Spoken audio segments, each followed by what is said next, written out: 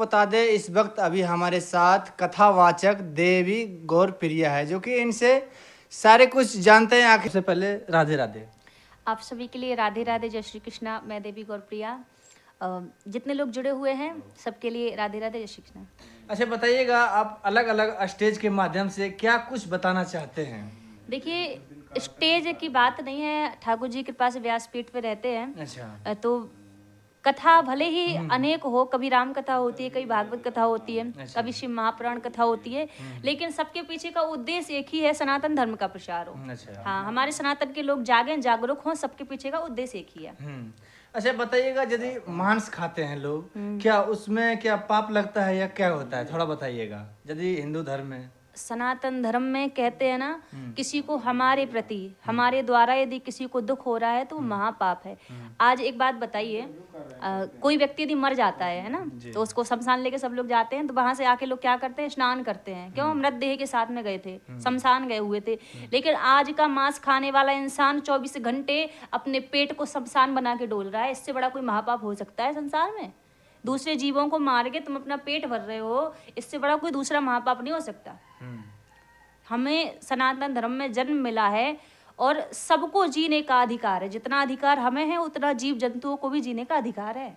नहीं खाना चाहिए। नहीं खाना चाहिए, बहुत गलत है। अच्छा, पाप करके लोग कुंभ मेले में जाकर स्नान कर रहे हैं, क्या वो स्नान करके वो अपना वो पाप धुल जाएगा क्या? आपको एक बात बताएं, हमने किसी संत के द्वारा सुना था। हमें ये लगता है, लोग ये कहते हैं कि जो पाप हो गया तो गंगा जी में स्नान करेंगे तो पाप धुल जाएंगे जी। लेकिन शायद बहुत सारे लोग भ्रम में जी रहे हैं। गंगा जी जानते हैं कौन से पापों को धोती है? गंगा मैया हमारे उन पापों को धोती है जो हमसे अनजाने में हुए हों। मान लो कोई गलती हमसे हो गई, कोई पाप हो गया, हमें पता नहीं था, तो उस पाप को तो गंगा मैया धो देगी क्योंकि गलती से हुआ है। लेकिन जानकर समझकर जो अपराध, जो पाप किए जाएं, उसको गंगा मैया नहीं धोती है। अच्छा एक चीज बताइएगा, जो बूढ़े माँ हो गया, मतलब उसके पापा हो गया, आजकल वो देखते नहीं है, वृद्धाश्रम भेज देते हैं। आखिर में ऐसा क्यों करते हैं लोग? ये बहुत गलत है, क्योंकि माता पिता हमारे घर में है तो हमें उनकी सेवा करनी चाहिए। जी।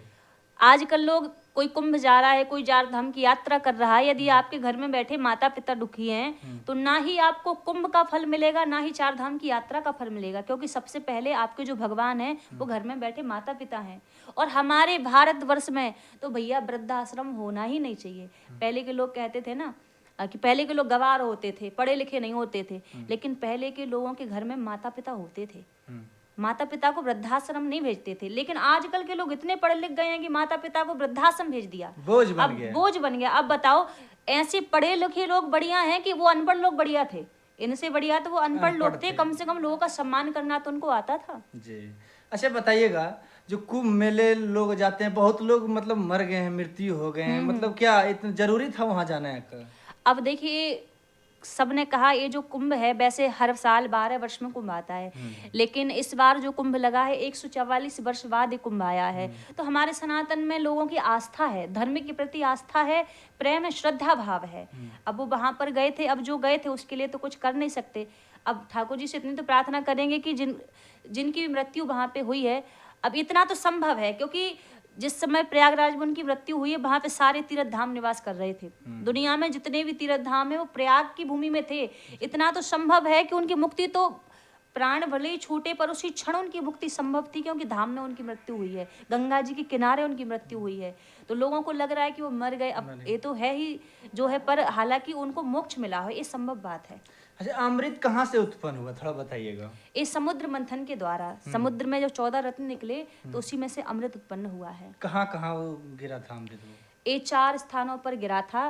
ये हरिद्वार, नासिक और आपका उज्जैन, और हरिद्वार, नासिक, उज्जैन, प्रयागराज।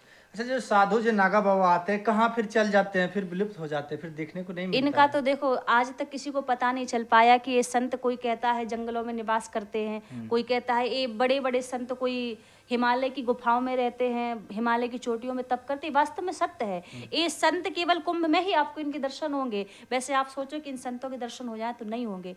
और कब इनके दर्शन होते? मान लीजिए हमारे धर्म पे कोई संकट आया है, तब इन संतों के वहां पे दर्शन होते हैं।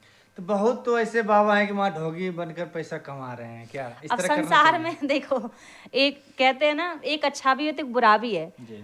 अब कोई धर्म कमाने के लिए जा रहा है तो ऐसा तो है नहीं वहां पे करोड़ों लोग आ रहे हैं तो सब धर्म के लिए जा रहे हैं, कोई वहां पाप भी कर रहा है, सब तरह के लोग हैं। हाँ। तो अब भाई वेशभूषा बना के डोल रहे हैं। अब वेशभूषा बना रखी तो हमारा सनातन धर्म कहता है कि हमारे यहाँ तो भेष का भी सम्मान है। यदि किसी ने झूठा भी भेष बना लिया तो भेष का भी लोग सम्मान करते हैं, हालांकि पर ऐसा करना नहीं चाहिए। अच्छा, आज के समय में अभी जो बीता हुआ समय में आप बताइएगा, अपने अपने को नहीं चिन्हते, आखिर में ऐसा क्यों? ये स्वार्थ के संबंध है संसार के। हम्म। आज का जो संबंध है ना, पैसों से रिश्ते बनते हैं आज के समय में।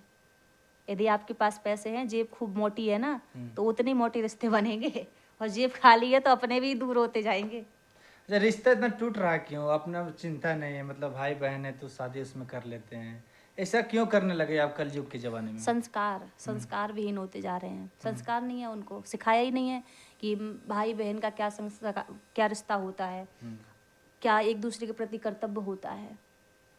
किसी ने सिखाया ही नहीं, संस्कार उनको नहीं दिए, तो मनमुखी जो मन में आता है वो करते हैं।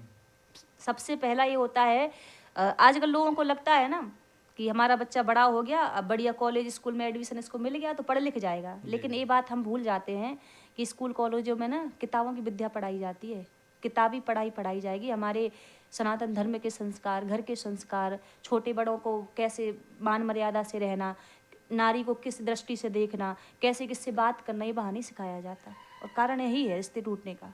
अच्छा, आप कब से कथा करने लगे थे, थोड़ा बताइएगा अपना?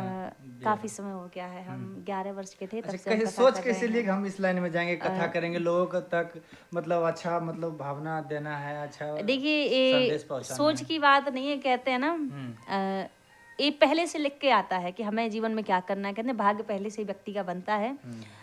एक जीवन में ये नहीं होता है कि भक्ति हमारे ऊपर रहता है कि भक्ति हमें करना है, लेकिन भाग्य में व्यक्ति को जीवन में करना क्या है, क्या इसके भाग्य में है, क्या लिखा हुआ, क्या इसको मिलेगा, ये तो ठाकुर जी पहले से लिख के भेजते हैं। तो शायद ये ठाकुर जी की बड़ी कृपा है कि उन्होंने ज़्यादा नहीं, जितना भी हमसे हो सक रहा है उतना हमें सनातन धर्म के प्रचार के लिए चुना है। ये हमारे बड़े भाग्य है, इसको हम मानते, बड़े हमारे सौभाग्य हैं। ये दुनिया में करोड़ों लोग हैं, ऐसा नहीं कि एक दो, करोड़ों लोग हैं, लेकिन करोड़ों लोगों में से यदि चुना है सनातन धर्म के प्रचार के लिए तो हमारे गौरव की